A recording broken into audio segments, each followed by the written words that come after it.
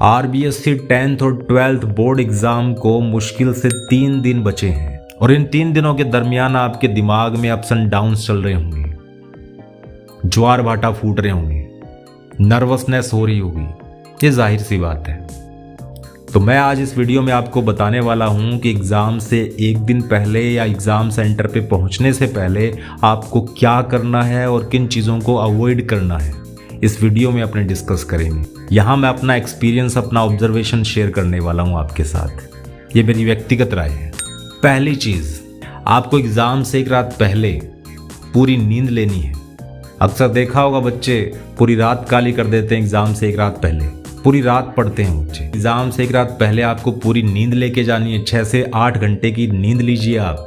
अपनी body, mind और soul को तैयार कीजिए, हील कीजिए। अगले दिन आपका पेपर है, उसके लिए एनर्जी को स्टोर करके रखिए और इसके लिए आपको ढंग से सोना पड़ेगा। बच्चों को देखा है वो पूरी रात जागते हैं, फिर अगले दिन सुबह एग्जाम हॉल में उनको नींद आती है, वो अलसाए रहते हैं, पेपर को अटेम्प्ट नहीं कर पाते क्योंकि एनर्जी नहीं बची है। तो पूरी नींद लीजिए। दूसरी बात, मेरी व्यक्तिगत राय है, आप सुबह उठने के बाद कुछ ना पढ़ें। और कुछ लोगों को इस बात से आपत्ति हो सकती है। अगर सुबह उठने के बाद आपके पास एक्स्ट्रा टाइम बचा हुआ है तो आप पढ़ लीजिए, लेकिन मेरी व्यक्तिगत राय ये है कि सुबह उठने के बाद किताब को हाथ ना लगाएं। अपने ऊपर ध्यान दें, अपने आप को समय दें, अपने दिमाग को, अपने सोल को तैयार कीजिए पेपर देने के लिए। और देखने में ये भी आता है कि जिस दिन एग्ज़ाम होता है बच्चे नहाकर नहीं आते हैं, उनको लगता है टाइम वेस्ट होगा। भगवान के लिए नहा लीजिएगा, दिमाग के दरवाजे खुल जाएंगे आपके लिए और साथ में आपके पास टाइम बचेगा। एक्सेसरीज जो आपको लेके जाने एग्ज़ाम सेंटर तक, एग्ज़ाम हॉल में, उन एक्सेसरीज को बटोर के रख लीजिए ताकि भूल ना जाएं। तीसरी चीज़, आपका एडमिट कार्ड नहीं भूलना है।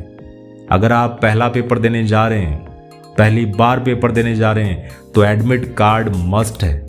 हर पेपर में मस्ट है, लेकिन पहले दिन ही अगर आप भूल गए एडमिट कार्ड को तो एंट्री नहीं होगी आपकी। तो एडमिट कार्ड के बगैर आपकी एंट्री नहीं है एग्जाम हॉल में। तो सुबह जो आपके पास टाइम बचेगा उसमें एडमिट कार्ड और एक्सेसरीज को संभाल के रख लीजिएगा। चौथी बात, एग्जाम सेंटर पे कोई नोट्स, बुक, नोटबुक लेकर नहीं जाना है। एग्जाम सेंटर में जाने के लिए बच्चे या तो स्कूल वैन का यूज करते हैं या पर्सनल व्हीकल पे जाते हैं। तो जब वो जा रहे होते हैं तो उनकी नज़रें नोट्स में गड़ी होती हैं, उनकी गर्दन झुकी होती है। लास्ट मोमेंट तक वो नोट्स को छोड़ते नहीं हैं। जब बेल लगती है एग्ज़ाम हॉल में कि अब एंट्री बंद है, इसके बाद पेपर स्टार्ट होगा, तब जाकर उनसे ज़बरदस्ती नोट्स छुड़वाए जाते हैं। तो उस टाइम जो आप पढ़ते हैं हड़बड़ी में, तो फ़ायदा कम और नुकसान उठाना पड़ सकता है। पाँचवीं बात, एग्ज़ाम सेंटर पर टाइम से पहुँचें।